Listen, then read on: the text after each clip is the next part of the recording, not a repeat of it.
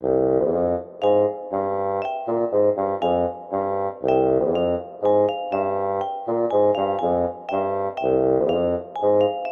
guys, ini adalah video part 2 lanjutan dari video sebelumnya ya. Oke, sekarang kita masuk ke soal nomor 7. Jika larutan asam cuka CH3COH 0,01 molar mempunyai pH sama dengan 4, maka besarnya derajat ionisasi atau alfa asam cuka tersebut adalah, yang diketahui di sini ada konsentrasi CH3COH-nya 0,01 molar dengan pH 4. Ya, sama kayak yang tadi di atas, untuk mencari pH kita pakai rumus min log H+, dan untuk mencari H+-nya kita tinggal mengalihkan valensinya terhadap konsentrasi. Itu untuk asam kuat. Untuk asam lemah kita mengalihkan akar Ka dikali M. Nah, kalian tahu bahwa asam cuka atau CH3COH ini adalah asam lemah, jadi kita bakal pakai rumus yang ini ya, yang H+ sama dengan akar Ka kali M gitu. Untuk mencari nilai alfa atau derajat ionisasi itu kita juga bisa menggunakan rumus alfa sama dengan akar Ka per M. Ya, agak mirip ya, hati-hati ketukar. Jadi untuk cari alfanya gimana ya? Kita perlu cari dulu nilai Ka ya, karena kita perlu Ka-nya. Untuk M-nya sendiri udah punya nih 0,01. Berangkatnya dari mana? Dari pH. Untuk nilai pH sama dengan 4, maka H+-nya 10 pangkat min 4. Ini aku yakin kalian pasti sudah tahu, gampang banget. Kalau pH-nya 4, maka H+-nya 10 pangkat min 4. Kalau pH-nya 5, H+-nya 10 pangkat min 5. Ini dipelajari di logaritma ya. Kemudian H+ sama dengan 10 pangkat min 4, tadi yang udah kita temukan, ini kita bisa masukkan ke rumus yang ini, H+ sama dengan akar Ka kali M. Jadi 10 pangkat min 4 sama dengan akar Ka dikali M. M-nya adalah 0,01 sesuai yang diketahui di soal. Nah, ini kan ada bentuk akarnya nih, kita kuadratkan kedua sisinya ya. Enggak aku tulis, maaf nih. Pokoknya dikuadratkan kedua sisinya, yang asalnya 10 pangkat min 4 dikuadratkan menjadi 10 pangkat min 8, yang di sebelah kanan sini bentuk akarnya hilang karena dikuadratkan, jadi menyisakan Ka dikali 0,01. Berarti Ka-nya sama dengan 10 pangkat min 8 dibagi 10 pangkat min 2 ya, 0,01. Dapat Ka-nya 10 pangkat min 6 gitu. Jadi alfanya tinggal kita masukkan akar Ka per M. Ka-nya 10 pangkat min 6, M-nya 10 pangkat min 2. Ya, 10 pangkat min 6 dibagi 10 pangkat min 2 adalah 10 pangkat min 4. Min 6-nya tambah 2 ya, minnya jadi positif. Kemudian akar 10 pangkat min 4 adalah 10 pangkat min 2. Jadi jawabannya 1 kali 10 pangkat min 2, yang E. Mudah ya? Soal nomor 8. Ini 9-nya udah muncul, nggak apa-apa lah. Larutan asam lemah Ha mempunyai pH sama dengan 3. Udah baik nih dikasih asam lemah ya, karena Ha ya ceritanya asam lemah aja. Jika Ka-nya sama dengan 10 pangkat min 5, maka derajat ionisasi asam tersebut adalah sama yang ditanyanya alfa ya. Tapi di sini Ka-nya udah ada, pH-nya ada. Ya. Dengan pH yang diketahui dengan rumus yang sama seperti soal sebelumnya tadi di sini, maka kita bisa mencari nilai H+-nya ya. Kita bisa cari nilai H+-nya, maka dengan pH sama dengan 3, kita dapat H+-nya sama dengan 10 pangkat min 3. Karena dia asam lemah, maka kita menggunakan rumus H+ sama dengan akar Ka kali M. Kalau tadi di soal sebelumnya kan kita cari nilai Ka ya. Kalau di sini kita cari nilai M-nya karena Ka-nya sudah ada. Jadi 10 pangkat min 3 sama dengan akar Ka dikali M. Kemudian mirip dengan yang tadi, kita kuadratkan kedua sisinya. 10 pangkat min 3-nya menjadi 10 pangkat min 6. Ini bentuk akarnya hilang, jadi 10 pangkat min 5 dikali M, maka M-nya sama dengan 10 pangkat min 6 dibagi 10 pangkat min 5, jadi 10 pangkat min 1 ya, M-nya. Udah tinggal masuk ke rumus alfa sama dengan akar Ka kali M, sama seperti yang tadi, akar 10 pangkat min 5 dibagi 10 pangkat min 1, ya, karena Ka-nya 10 pangkat min 5, M-nya 10 pangkat min 1. Jadi 10 pangkat min 4, atau 10 pangkat min 2. Ya, setelah ditarik akar 10 pangkat min 4 adalah 10 pangkat min 2. 10 pangkat min 2 itu kan 1 per 100 ya. Kalau per 100 itu kan persen. Jadi kalau 1 per 100 artinya 1%. Jadi jawabannya yang A. Mudah ya. Nomor 9. Bila harga KW pada suhu 42 derajat Celcius adalah 4,02 kali 10 pangkat min 14, maka konsentrasi ion H+ pada suhu tersebut adalah KW ini adalah konstanta kesetimbangan water atau air ya. makanya disebutnya KW. Jadi kalau H2O ini ketika dia membentuk kesetimbangan, dia akan membentuk H+ dengan OH-. Nah, di semester 1 kalian belajar tentang KC atau konstanta kesetimbangan. Itu kan kita hanya melibatkan spesies yang bentuknya aqua ya. Jadi H+ sama OH- ini kan aqua. Sementara H2O-nya kan liquid, jadi nggak kita masukkan. Jadi KC-nya sama dengan H+ dan OH-. Nah, saat ionisasi, konsentrasi H+ dengan OH- itu sama besarnya. Jadi juga dengan kata lain, KC di sini kita sebut KW. Jadi jangan bingung KW itu apa. Sama aja seperti KC, tapi karena di air makanya disebutnya KW. Nah, tadi kan KC sama dengan H+ dikali OH-, konsentrasi H+ dikali konsentrasi OH-. Di sini juga sama, KW sama dengan konsentrasi H+ dikali konsentrasi OH-. Karena saat ionisasi besar konsentrasinya sama, bolehlah kita andaikan keduanya sama dengan X. Jadi X dikali X. Jadi KW-nya 4,02 kali 10 pangkat min 14 sama dengan X dikali X. Atau X kuadrat sama dengan 4,02 kali 10 pangkat min 14. Ditarik akar sama dengan 2,005 kali 10 pangkat min 7. Tapi kan ini sebenarnya angkanya nggak enak ya. 4,02 kalau nggak pakai kalkulator kan susah. 4,02. Ya udahlah kita bulatin 4 aja ya. Jadi hasilnya 2 kali 10 pangkat min 7. Atau pada pilihan jawabannya juga 2 kali 10 pangkat min 7 ya. Yang C. Gampang ya? Oke, soal nomor 11. Kelompok siswa melakukan percobaan titrasi larutan H2SO4 0,05 molar dengan larutan NaOH menggunakan indikator penoftalin dengan data yang diperoleh sebagai berikut ya. Jadi ini adalah set alat titrasi, dan menurut soal H2SO4-nya ini dititrasi oleh NaOH. Jadi kalau dititrasi artinya dia posisinya ada di bawah di labu Erlenmeyer, sementara yang mentitrasi posisinya ada di atas di buret ya, di buret. Nah, yang di dalam labu Erlenmeyer ini kita sebut sebagai titrat, sementara yang di Erlenmeyer di buretnya kita sebut sebagai titran. Nah, berdasarkan data tersebut, konsentrasi larutan NaOH yang digunakan adalah berapa molar. Jadi berdasarkan percobaan, dia melakukan 3 kali percobaan. H2SO4-nya digunakan 20 mili semua di ketiga percobaan, tapi ketika praktikum ternyata NaOH-nya beda-beda. Ada yang 40 mili, 41 mili, 39 mili. Itu hasil dari percobaan titrasinya. Nah, kita kenalan dulu yuk. Titrasi asam basa ini apa? Adalah metode... Titrasi asam basa adalah metode untuk menentukan konsentrasi suatu zat. Set alatnya seperti ini. Nah, titran larutan dalam buret. Jadi di atas ini namanya titran, yang biasanya merupakan larutan baku yang sudah diketahui konsentrasinya. Sementara titrat adalah larutan dalam Erlenmeyer yang di bawah sini, yang biasanya merupakan larutan yang dicari konsentrasinya. Gitu ya.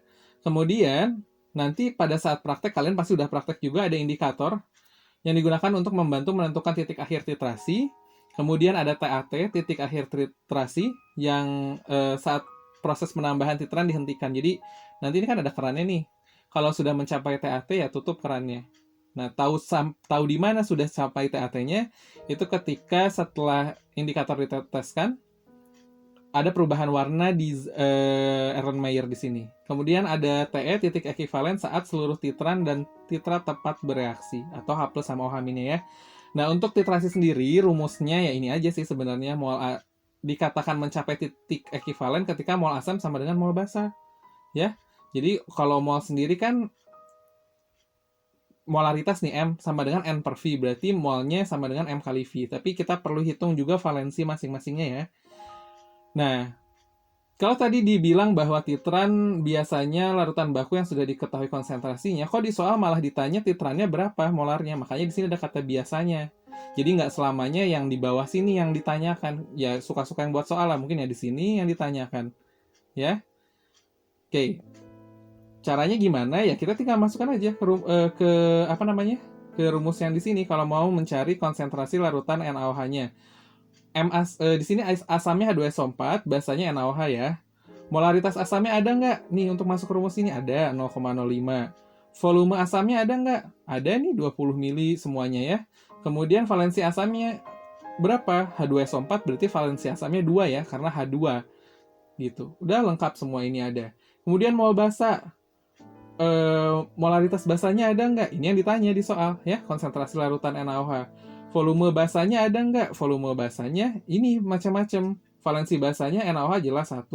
Terus kalau volumenya beda-beda kayak gini gimana? Nah, ini yang harus diperhatikan adalah ini adalah 3 kali percobaan untuk meyakinkan si pelaku percobaan ini kira-kira volumenya yang mana yang dipakai. Kayak gitu. Makanya diambil rata-rata, ya. Kalau H2SO4 kan 20, 20, 20 berarti sama ya. 20 tambah 20 tambah 20 bagi 3 ya 20. Jadi volumenya bisa langsung kita masukkan ke rumus. Sementara yang NaOH ini perlu perlu dicari rata-ratanya nih. 40 tambah 41 tambah 39 bagi 3. Jawabannya 40. Masuklah ke rumus nih yang tadi ya, udah dijabarkan. Tinggal 0,05 nih konsentrasinya H2SO4, volumenya 20, valensinya 2, molaritas NaOH dicari, volume NaOH-nya 40, ya ini yang rata-rata ini 40, valensi NaOH-nya 1. Sehingga setelah dihitung, dapatlah konsentrasi NaOH-nya 0,05. Ada yang C ya. Gampang ya? Iya, gampang. Kalau udah terbiasa mah pasti gampang. Soal nomor 12. Perhatikan grafik titrasi HCl dan NaOH dengan konsentrasi yang sama di bawah ini. Besarnya pH pada titik ekivalen adalah, bentar.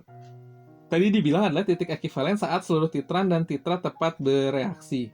Nah, di sini HCl dan NaOH keduanya merupakan elektrolit kuat. Jadi HCl asam kuat, NaOH basa kuat dengan konsentrasi yang sama. Kira-kira nih menurut kalian, kalau asam kuat dengan basa kuat bereaksi, garamnya bersifat apa?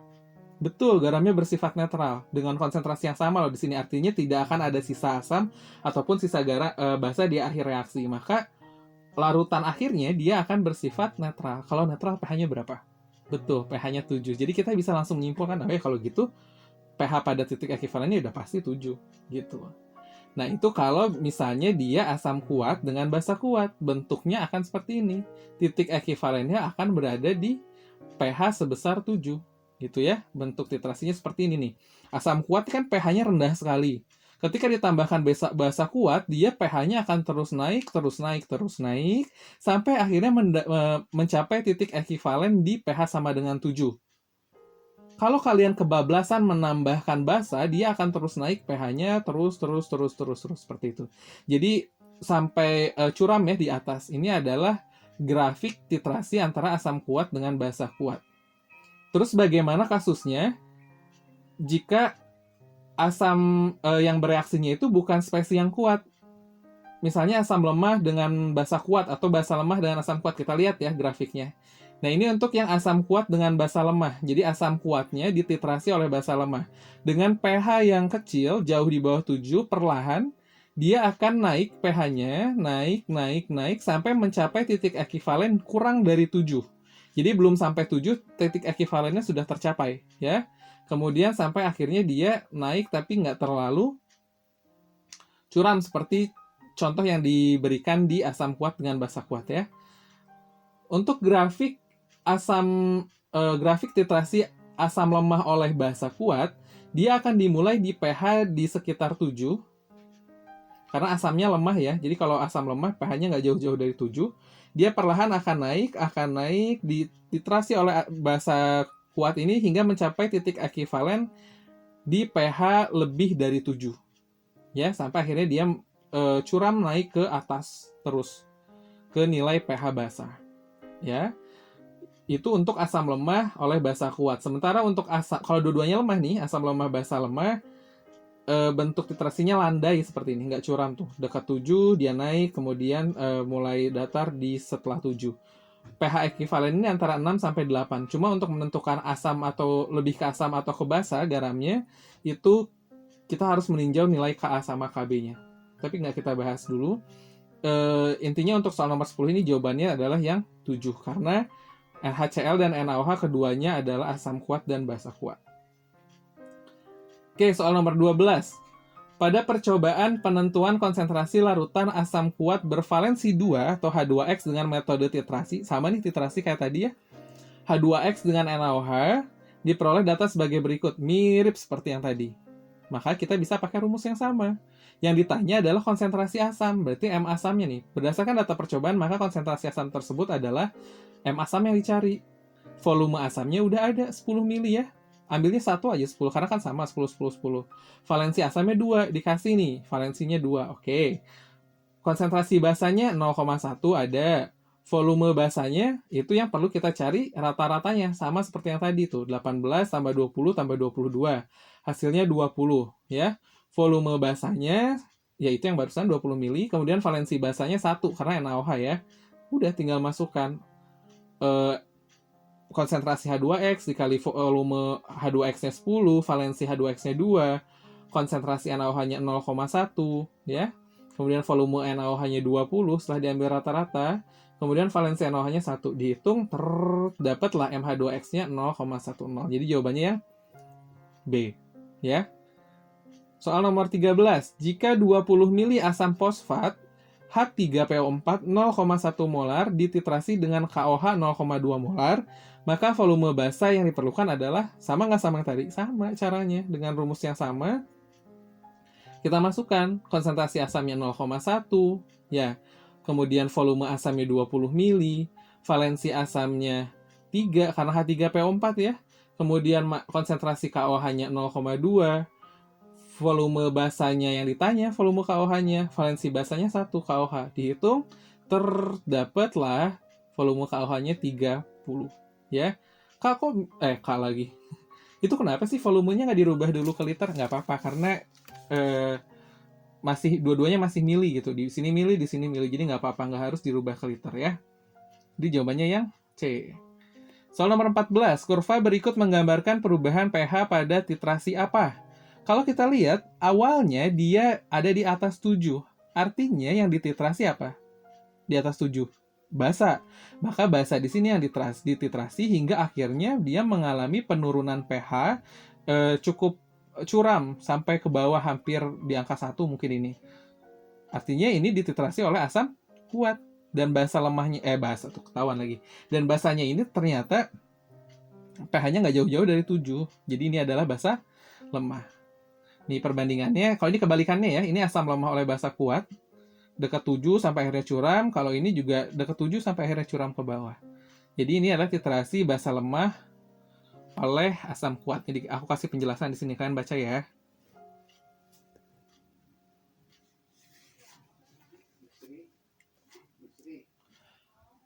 Ya, jadi jawabannya yang D. Oke, nomor 15. Campuran asam dengan basa berikut menghasilkan garam yang terhidrolisis sebagian dan bersifat asam. Oke, hidrolisis garam itu apa sih? Hidrolisis garam itu adalah reaksi komponen garam dengan air. Jadi ini kan ada asam bereaksi sama basa. Kalian udah pasti tahu kalau asam bereaksi dengan basa pasti menghasilkan garam. Nah, garam ini bisa terhidrolisis atau bereaksi dengan air, ya, terpecah molekulnya oleh air. Hidrolisis. Nah, hidrolisis garam sendiri jenisnya ada 3. Ada yang tidak terhidrolisis malah. Kemudian ada yang hidrolisis sebagian atau parsial, dan ada yang hidrolisis total. Tergantung garam tersebut dibentuk dari jenis asam dan basa apa. Untuk yang tidak terhidrolisis, garamnya ini terbentuk dari asam kuat dengan basa kuat. Nih, HCl ditambah NaOH membentuk NaCl dan H2O. Garamnya adalah NaCl. Yang mana kalau NaCl ini akan terurai menjadi Na+ dan Cl-. Karena Na+ dan Cl- ini berasal dari asam kuat dan basa kuat, Na+-nya dari basa kuat, maka dia tidak akan terhidrolisis oleh air. Jadi nggak ada kelanjutannya nih reaksinya, dicoret aja gini. Sementara untuk Cl- sendiri juga sama, karena dia berasal dari asam kuat HCl, dia juga tidak terhidrolisis oleh air. Gampang ya? Sementara untuk yang hidrolisis sebagian atau parsial, contohnya nih, misalnya garam dari asam kuat dan basa lemah. HCl ditambah NH4OH membentuk NH4Cl dan H2O. NH4Cl sendiri dia akan terurai menjadi NH4+ dan Cl-. Kita lihat Cl-nya dulu ya. Cl- kan sama nih sama yang tadi di NaCl. Dia juga berasal dari asam kuat HCl, dia tidak terhidrolisis. Sementara NH4+ ini karena dia berasal dari basa lemah, maka ketika dia bereaksi dengan air, dia akan terhidrolisis membentuk NH4OH. Ini plusnya kelebihan harusnya nggak ada ya. NH4OH dan H+. Ada H+ di sana. Maka nanti hasilnya itu dia bakal bersifat asam, ya, hasil akhir larutannya. Nah, sekarang kita lihat ada garam yang dari asam lemah dan basa kuat nih. HCN ditambah NaOH membentuk NaCN dan H2O. NaCN ini garamnya, HCN ini asam lemah, NaOH-nya basa kuat. NaCN akan terurai menjadi Na+ dan Cn-. Nah, di garam ini Na+-nya ya tidak terhidrolisis oleh air karena dia berasal dari basa kuat NaOH. Sementara Cn-nya dia akan terhidrolisis oleh air membentuk HCN dan OH-. Ada OH-. Jadi nanti larutan di akhirnya itu sifatnya basa. Ya. Untuk yang hidrolisis total, dia berasal dari asam lemah dan basa lemah. Contohnya HCN tadi, dengan NH4OH, basa lemah, asam lemah, membentuk NH4CN, yang mana NH4CN-nya akan terurai menjadi NH4+ dan Cn-. Dua-duanya ini berasal dari zat yang lemah, dari asam lemah sama basa lemah. Jadi NH4+ dengan H2O akan terhidrolisis menjadi NH4OH. Lagi-lagi ada plusnya di sana, sorry, ini plus harusnya nggak ada. Dan H+, kemudian Cn-nya dengan H2O akan membentuk HCN dan OH-. Nah, untuk soal yang ini kita dapat lihat langsung di opsi A, B, C, D, E. Di opsi A, B, C, D, E di sini kita bisa langsung memprediksi mana yang merupakan garam yang akan terhidrolisis sebagian dan bersifat asam. Nggak mungkin yang A. Kenapa? Karena HCl dan NaOH dengan konsentrasi yang sama-sama zat elektrolit kuat, pasti garamnya bersifat netral. Pengennya yang bersifat asam dan terhidrolisis sebagian. Kalau NaOH sama HCl sesuai yang tadi penjelasan di sini, dia bakal apa? Betul, dia nggak bakalan terhidrolisis maksudnya gitu. Jadi jawabannya bukan yang A. Sama juga dengan yang E, ya, karena dia CH3COH dengan NaOH. Ini asamnya lemah, ini basanya kuat. Siapa yang bakal menang? Ya pasti yang kuat dong. Yang di E ini akan dihasilkan garam yang bersifat basa, sementara di soal pengen yang sifatnya asam. Nah, untuk tipe soal yang seperti ini, mau nggak mau, kalian perlu mencari mol akhir reaksinya. Mol akhir reaksinya. Contohnya, misalnya untuk opsi B, HCl ditambah NH4OH akan membentuk NH4Cl dan H2O. Ya, akan membentuk NH4Cl dan H2O. Nah, ini 100 mili 0,1 molar, ini juga 100 mili 0,1 molar. Kalau sudah masuk ke tabel mula-mula reaksi setimbang, pasti kalian tahu bahwa yang boleh masuk ke sini cuma bentuk molnya. Jadi ini kalau 100 mili kita kalikan dulu ke 0,1 molarnya, dapat 10 milimol. Yang NH4OH juga sama, 100 mili dikali ke 0,1, 10 milimol. Kemudian kita cek kira-kira siapa yang jadi pereaksi pembatas atau yang akan habis bereaksi. Nah, ini 10-nya kita bagi 1 karena koefisien di HCl-nya 1, jadi 10 bagi 1, 10, ini juga 10 bagi 1, 10, artinya kedua-duanya habis bereaksi ya, 10, 10, NH4Cl yang dihasilkan juga 10 milimol, dan juga H2O yang netral, pH-nya juga 10. Artinya apa? Di akhir reaksi tidak ada HCl karena habis, kemudian NH4OH juga nggak ada karena habis, 10 kurang 10 ya, dan menyisakan NH4Cl saja dan H2O. Menyisakan NH4Cl saja dan H2O, yang artinya di sana ini tinggal bersisa garam NH4Cl yang sifatnya asam karena NH4Cl terbentuk dari HCl ya, yang sifatnya asam kuat, dengan NH4OH yang sifatnya basa lemah. Jadi ini akan mengalami hidrolisis sebagian atau parsial nih, seperti contoh yang di bawah sini. NH4Cl, NH4+-nya akan mengalami hidrolisis sebagian, dapat ininya 10 milimol. Kalau H2O-nya mah netral ya. Jadi ini terhidrolisis sebagian dan garamnya bersifat asam karena ada H+ di sini, karena Cl-nya NH4Cl karena Cl-nya berasal dari HCl yang merupakan asam kuat. Jadi sebenarnya sampai sini kita udah tahu jawabannya yang B. Tapi kita coba cek juga untuk opsi C dan D. Di opsi C dengan reaksinya sama dengan D karena senyawa yang direaksikan juga sama, tapi jumlah molnya beda. Nih, kalau untuk yang di opsi C, NH4OH-nya ini 20 milimol karena 0,2 dikali 100 ya. HCl-nya mah sama, 0,1 dikali 100. Yang menjadi pereaksi pembatas di sini adalah HCl karena 10 bagi 1 kan 10. Ini 20 bagi 1 20. Jadi HCl-nya habis bereaksi 10. Kalau HCl-nya 10, maka NH4OH-nya juga 10 ya, perbandingan mol. Nah, akhirnya NH4OH-nya ini di akhir reaksi ada 10 milimol bersisa. NH4Cl-nya terbentuknya 10 milimol. H2O juga. Nah, di sini yang harus hati-hati adalah NH4Cl-nya ada 10 milimol, dia bersifat asam, tapi ada keberadaan NH4OH di sini, ya, 10 milimol juga. Jadi, ada asam, ada basa yang hadir dengan jumlah mol yang hampir sama. Jadi, kalau gitu, bukan yang C jawabannya, ya, karena pengennya terhidrolisis bagian dan bersifat asam. Kalau ini asam basanya nih belum pasti, karena di sini ada 10 milimol basa, bersisa.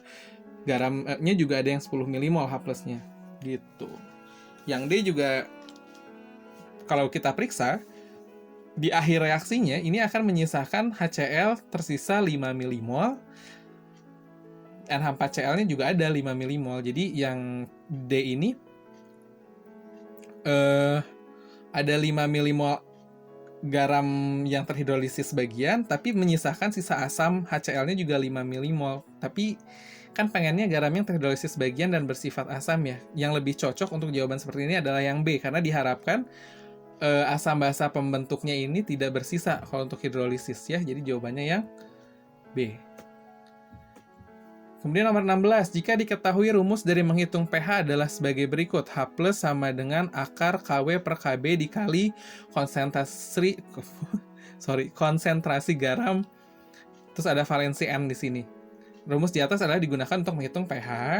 Nih, untuk garam yang terbentuk dari asam kuat dan basa lemah, atau dari asam lemah dan basa kuat yang terhidrolisis bagian, menghitung pH-nya kayak gini. Nah, tapi kita lihat dulu contoh di sini ya. Misalnya ada garam AB. Kalau garam AB ini terurai, dia akan membentuk anion dengan kationnya, ya, amin dan B+. Untuk mencari H+, itu kita akar KW per KB dikali konsentrasi amin, ya, anionnya. Atau kalau misalnya mau dari garamnya aja, ya udah KW per KB dikali konsentrasi garam, terus kali valensinya.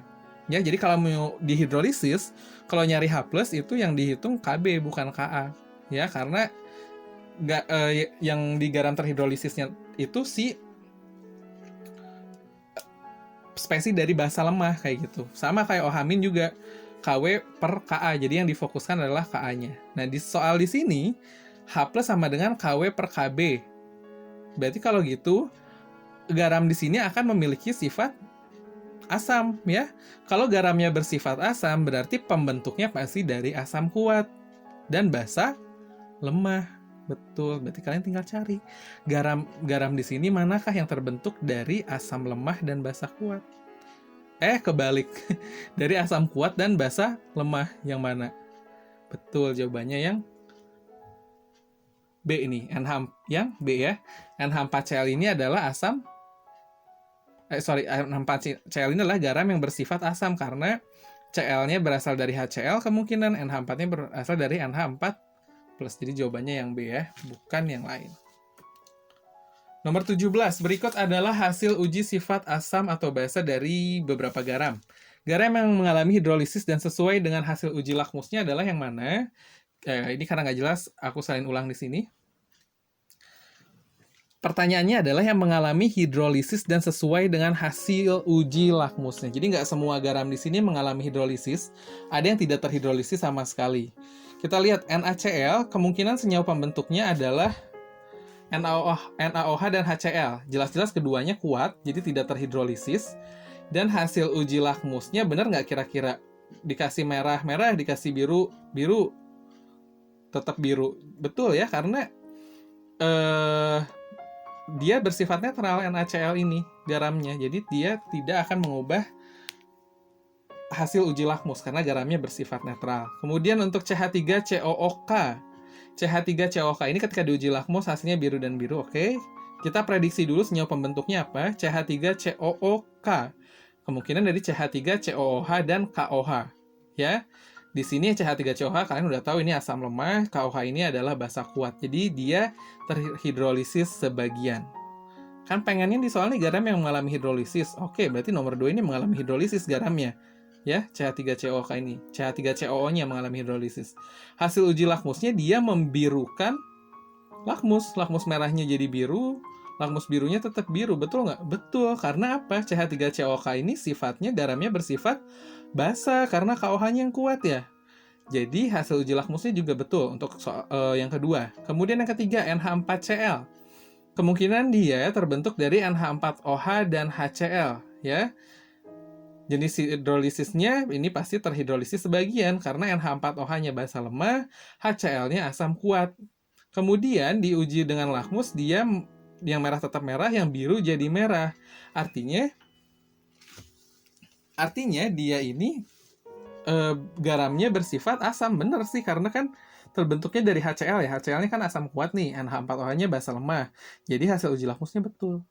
Ya. Kemudian nomor 4, Na2SO4. Kemungkinan dia terbentuk dari NaOH dan H2SO4, yang mana dua-duanya adalah elektrolit kuat. Artinya jenis hidrolisisnya tidak terhidrolisis karena dia sama-sama kuat.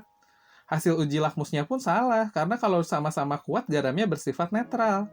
Ya, nggak mungkin dia memerahkan lakmus biru. Jadi yang merah harusnya tetap merah. Ya, jadi dia tidak terhidrolisis. Kemudian, yang 5, NaCN. Kemungkinan terbentuk dari NaOH dan HCN, yang mana NaOH ini adalah basa kuat dan HCN-nya asam lemah. Yang pasti dia kalau kuat lemah gini pasti ada yang terhidrolisis, ya. Terhidrolisisnya sebagian aja nih, yang lemahnya aja. Kemudian ketika diuji dengan lakmus, dia membirukan lakmus merah di sini. Betul nggak? Betul, karena NaOH-nya basa kuat, jadi dia akan garam akhirnya bersifat basa, ya, jadi biru tuh. Tapi bener nggak hasil uji lakmusnya? Bener ya, harusnya bener nih yang terakhir. Salah lagi di sini. Oke, nggak apa-apa. Jadi pilihan jawabannya yang mana? Bisa yang betul itu adalah 2, 3, dan 5. Kenapa yang satu enggak? Karena yang satu tidak terhidrolisis ya. Kan pengennya yang terhidrolisis. Jadi 2, 3, dan 5 jawabannya. Oke. Berikutnya. 18. Jika sebanyak 100 ml larutan CH3COOH 0,2 molar direaksikan dengan 100 ml larutan NaOH, jika KaCH3COOH 10,45, maka pH larutan yang terbentuk adalah... Nah, kita bisa prediksi ini ada CH3COOH-nya ini adalah asam lemah, kemudian NaOH-nya ini adalah basa kuat. Artinya garam yang terbentuk dari asam lemah dan basa kuat akan bersifat basa. Kalau garamnya bersifat basa, yang dicari OH-, bukan H+, ya. Udah ketemu OH-nya, tinggal cari pOH-nya, ketemulah pH-nya. Ya, kita perlu dulu cari mol garamnya. Jadi garam yang terbentuknya ini berapa banyak? Kita reaksikan dulu. CH3COH ditambah NaOH membentuk CH3COONA ditambah H2O. 100 ml larutan CH3COOH 0,2 molar. Ingat ya, yang masuk ke sini mol. Jadi 0,2-nya dikali 100, 20. NaOH-nya juga sama, 0,2 dikali 100 juga 20. Diperiksa mana yang reaksi pembatas, ternyata dua-duanya juga habis bereaksi. 20 bagi 1, 20 bagi 1, sama ya. Berarti habis bereaksi 20-20, dan CH3COONA-nya garamnya juga 20. Di akhirnya, hanya menyisakan CH3COONA dan air. Masuklah ke rumus ini ya. OH- sama dengan akar KW per KA kali konsentrasi garam dikali valensi garamnya. Di sini valensi CH3COO-nya. Kan satu tuh CH3COO. Jadi, kita masukkan aja, KW-nya 10 pangkat min 14. Udah pasti ya, meskipun nggak disebutkan, kalian perlu tahu. Ini minnya nggak kelihatan, ya udahlah ya. Terus KA-nya 10 pangkat min 5, sesuai sama yang ada di soal. Dikali, molnya kan 20 nih. Karena ini konsentrasi, maka dia harus dibagi dengan volume. Jadi 20-nya ini kita bagi dengan volume total. Ini ada 100 mili, ada 100 mili. Lagi misalnya ditanya, kenapa nggak ke literin dulu? Ya nggak apa-apa, soalnya ininya juga masih milimol ya. 100 mili dikali 0,2 ini 20 milimol. Jadi yang ada di sini milimol, milimol, milimol, milimol. Jadi ini 20 milimol per 200 ml. Jadi sama-sama aja. Jadi nggak usah dirubah ke liter dulu, nggak apa-apa. Didapatlah OH-nya ini 10 pangkat min 14 dibagi 10 pangkat min 5 jadi 10 pangkat min 9 dikali 10 pangkat min 1 jadi 10 pangkat min 10 ditarik akarnya OH-nya 10 pangkat min 5. Kesininya udah gampang. Kalau OH-nya udah dapat 10 pangkat min 5 maka pOH-nya min log 10 pangkat min 5 atau pOH-nya sama dengan 5. Ya, maka pH-nya 14 kurang 5, 9. Gampang. Oke, jadi jawabannya yang 9. 19. Untuk mendapatkan larutan garam yang pH-nya 9, maka banyaknya garam natrium benzoat C6H5OO, ini ada C-nya hilang deh. Harusnya C6H5COONA yang harus dilarutkan dalam 100 ml air. Jadi yang ditanya adalah massa natrium benzoat, massa garam natrium benzoat yang harus dilarutkan dalam 100 ml air adalah berapa? Jadi kita punya garam nih, pH-nya 9. Nih, C6H5CONA ini kemungkinan terbentuk dari NaOH karena ada Na-nya nih di sini ya, basa kuat, dan C6H5COOH atau asam benzoat. Ya, ini merupakan asam lemah karena ada nilai Ka-nya lah. Kalau kalian nggak tahu, ini asam lemah apa asam kuat nih, atau basa lemah atau basa kuat nih, cek aja kalau ada Ka atau Kb-nya, maka dia kemungkinan yang lemah. Oke, dengan pH 9, maka kita bisa ambil pOH-nya 14 kurang 9 sama dengan 5. Kenapa kita ambil pOH? Karena garamnya ini bersifat basa ya, karena terbentuk dari basa kuat. Jadi OH-nya juga kita bisa dapat. Kalau pOH-nya 5, maka OH-nya 10 pangkat min 5. Kemudian pakai rumusnya tadi nih, yang di soal sebelumnya sama. 10 pangkat min 5 sama dengan akar KW per Ka kali konsentrasi garamnya ya. Nah, di sini 10 pangkat min 14 KW-nya. Jadi langsung 10 pangkat min 5 sama dengan akar 10 pangkat min 14 per 6 kali 10 pangkat min 5 kali konsentrasi garam. Jadi padahal udah diedit, kenapa masih gini? Ya udahlah. Kita kuadratkan kedua sisi. 10 pangkat min 5-nya jadi 10 pangkat min 10. Ini jadi 1/6, akar bentuk akarnya hilang. Jadi 1/6 ini kali 10. Ini pangkat min 9 ya guys, sorry nih. Ini pangkat min 9, bukan dikurang 9. Nah, ini terus G-nya, ini harusnya ada di sini, konsentrasi G. Ya, kita tinggal kali silang, 6-nya pindah, 1/6-nya jadi 6, 10 pangkat min 10-nya dibagi 10 pangkat min 9, jadi 10 pangkat min 1. Dapatlah konsentrasi garamnya 0,6. Ya, jadi 0,6 dapat. Kemudian kita tahu bahwa konsentrasi itu sama dengan mol per volume. Volumenya ada 100 mili. Karena ini kita pengen dapat hasil akhirnya gram, maka ini volumenya kita rubah dulu ke liter ya. 100 mili jadi 0,1 liter. Jadi 0,6 sama dengan N per 0,1. Jadi 0,06 mol. Gitu. Tapi kan yang ditanya massa, dikasih pula MR-nya. Udah kita tinggal mol sama dengan gram per MR. Jadi 0,06 sama dengan gram per 144. Gramnya sama dengan 0,06 kali 144. 8,64 gram. Jadi jawabannya yang E. Ya. Oke, nomor 20. Dari percobaan pengujian pH terhadap berbagai campuran larutan diperoleh data sebagai berikut. Pertanyaannya, berdasarkan data di atas, campuran larutan mana yang merupakan larutan penyangga? Kita perlu tahu dulu larutan penyangga itu apa. Larutan penyangga atau nama lainnya buffer adalah larutan yang dapat mempertahankan nilai pH-nya. Bisa berupa asam lemah dengan garamnya atau basa lemah dengan garamnya. Nah, untuk membuat larutan penyangga atau buffer ada dua cara. Cara satu adalah kita mencampurkan asam lemah atau basa lemah dengan garam hasil pembentukannya. Jadi kita udah punya 2 botol. Satu isi asam lemah atau basa lemah. Kemudian satu lagi isi garam yang dihasilkan dari reaksi asam lemah tersebut. Dicampur udah jadi buffer. Nah, cara keduanya adalah kita mencampurkan antara asam lemah atau basa lemah dengan basa lemah atau asam kuat. Ya, jadi antara asam lemah dengan basa kuat atau asam kuat dengan basa lemah. Di akhir reaksinya itu harus hanya menyisakan si lemah dengan garamnya sama air nanti. Kayak gitu. Ntar di reaksi kelihatan deh. Tapi untuk menjawab soal nomor 20, kita sesuaikan aja sama pengertiannya yang dapat mempertahankan nilai pH-nya buffer ini. Jadi buffer ini kalaupun kita tambah kondisi asam basa, ditambahin basa atau ditambahin air, dia nilai pH-nya nggak akan berubah terlalu signifikan. Kalau kita lihat berdasarkan data campuran larutan 1, 2, 3, 4 yang nilai pH-nya nggak berubah-berubah banget itu ada di mana? Coba kita lihat. Di yang satu nih, pH awalnya 4,5 ditambah air tetap 4,5, ditambah sedikit asam berkurangnya jadi 4,48 aja, ditambah sedikit basa bertambahnya jadi 4,52. Oke, maka bisa kita simpulkan si campuran larutan satu ini adalah buffer atau penyangga karena nggak berubah-berubah banget. Coba deh kalian bandingin sama yang campuran larutan 2 nih. pH awalnya 5, dikasih air turun pH-nya 4, dikasih asam turun lagi 3, dikasih basa naik banget ke 8. Jadi 2 ini bukan larutan penyangga. Jadi yang penyangga adalah yang 1 dan 4 ya. 1 dan 4. Kalian cek deh. Jadi jawabannya yang C, 1 dan 4. 21. Campuran berikut yang dapat membentuk larutan penyangga. Nah, ini aku bilang tadi.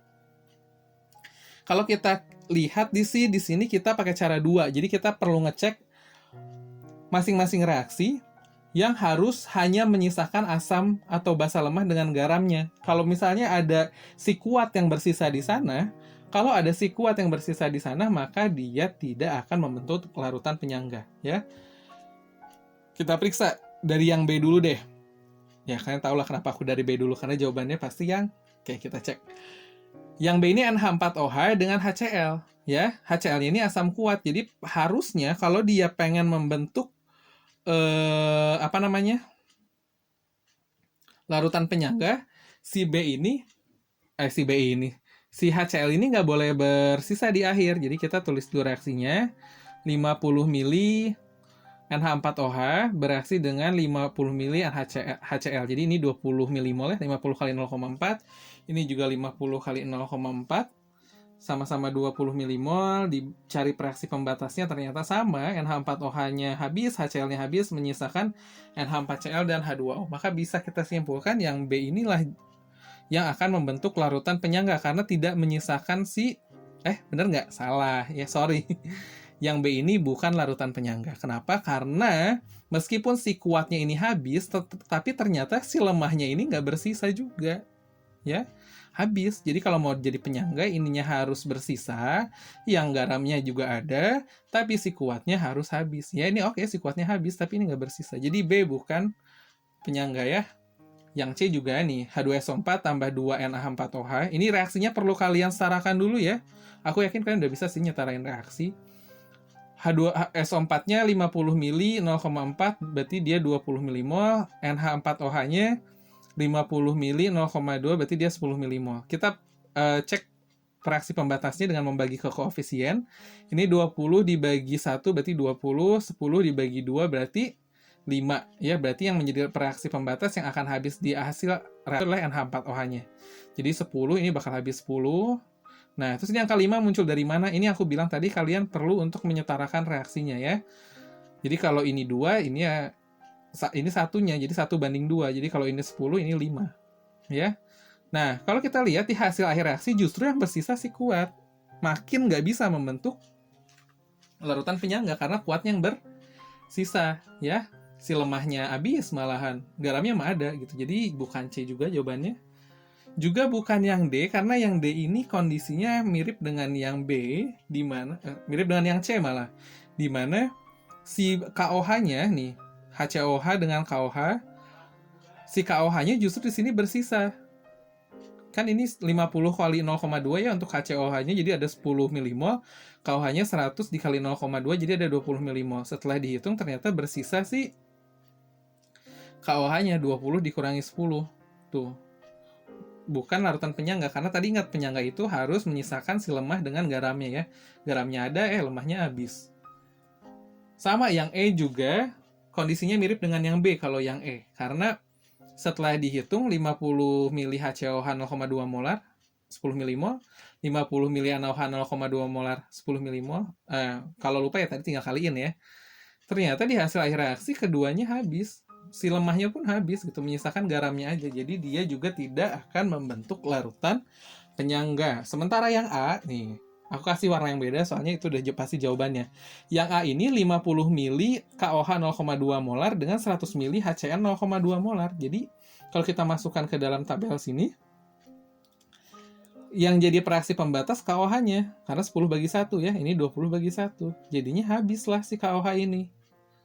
Tuh 10 HCN-nya karena tadi perbandingan koefisien ya. Kalau ini 10, ini juga 10.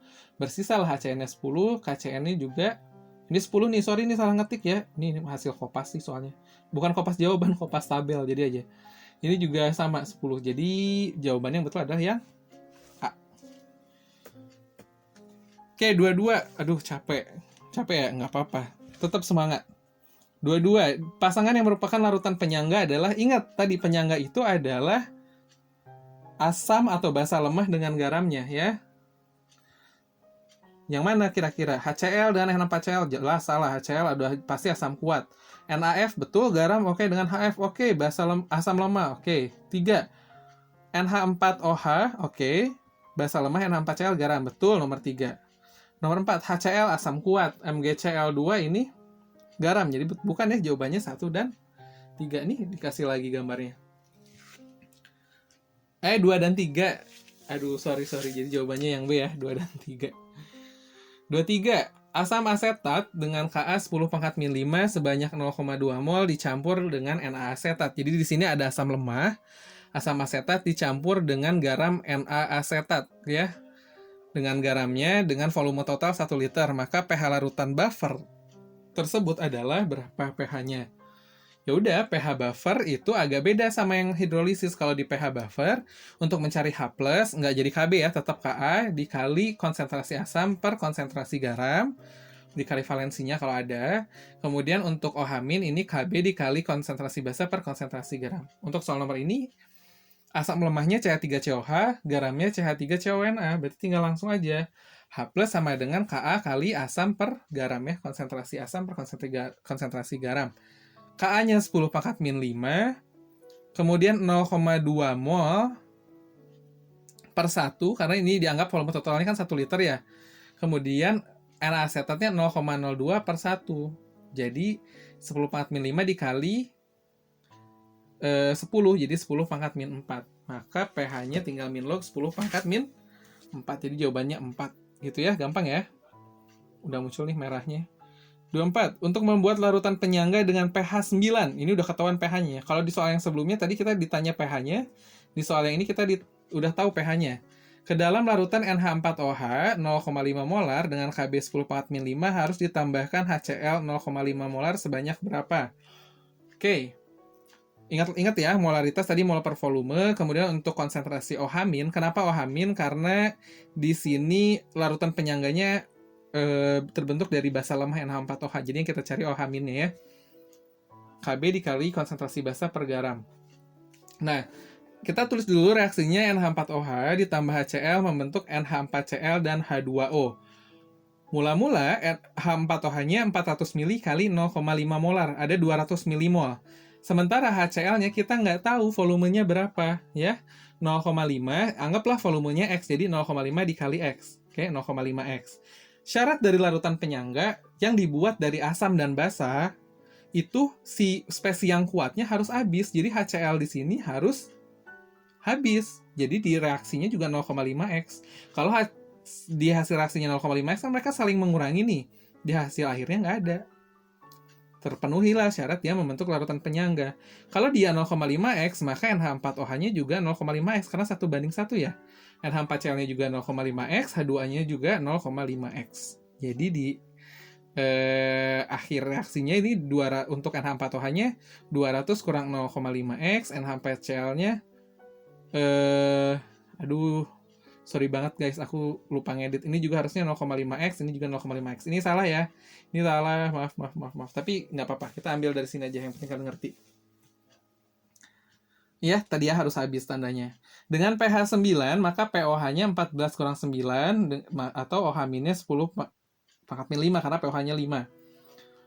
Nah, dengan rumus yang tadi, OH- Kb per konsentrasi basa per garam, ya, maka 10⁻⁵ sama dengan, nih OH- kan 10⁻⁵ ya, Kb-nya juga ternyata 10⁻⁵, sama kayak soal. Ini ada 200 dikurangi 0,5X, ya, konsentrasinya kan ini udah dikali sama volumenya nih. Terus untuk konsentrasi garamnya 0,5X. Jadi X-nya ini bakal kita cari, ya. Jadi 0,5X-nya kita pindah ke sini, 0,5X sama dengan 200 dikurangi 0,5X. Jadi 0,5 tambah 0,5 1 ya. Jadi X-nya sama dengan 200 mili. Gampang ya. 25. Di darah manusia mempunyai pH konstan yaitu mendekati 7,4 meskipun zat-zat yang bersifat asam dan basa terus-menerus masuk ke dalam darah. Hal ini karena dalam darah manusia terdapat kesetimbangan apa? Nah, ternyata buffer ini atau larutan penyangga ini memiliki banyak aplikasi di dalam tubuh kita ataupun di produk-produk di sekitar kita ya. Ini ada tabelnya peranan larutan penyangga. Di dalam darah sendiri ini ada beberapa reaksi seperti sebagai penyangga hemoglobin, di mana produk buangan tubuh kita ini kan banyaknya CO2 ya, yang bahkan membentuk H2CO3 dan dapat terurai menjadi H+ dan HCO3-. Nah, H+ ini akan mempengaruhi nilai pH darah. Makanya hemoglobinnya ini dapat mengikat H+ untuk membentuk HHB+. Ada juga penyangga karbonat di dalam darah dengan reaksi H+ ditambah CO3- berkeseimbangan dengan H2CO3. Juga ada H2CO3 yang berkeseimbangan membentuk H2O dan CO2. Ya. Berarti, sorry habis suaranya, berarti yang mana jawabannya? Yang E ya, H2CO3 ini berkeseimbangan dengan H+ dan HCO3- yang ini. Sisanya kalian baca deh, boleh kalian pause. Ini adalah peranan larutan penyangga atau buffer, ya. Ternyata ini videonya lebih panjang dari yang sebelumnya, jadi lanjut di part 3 ya.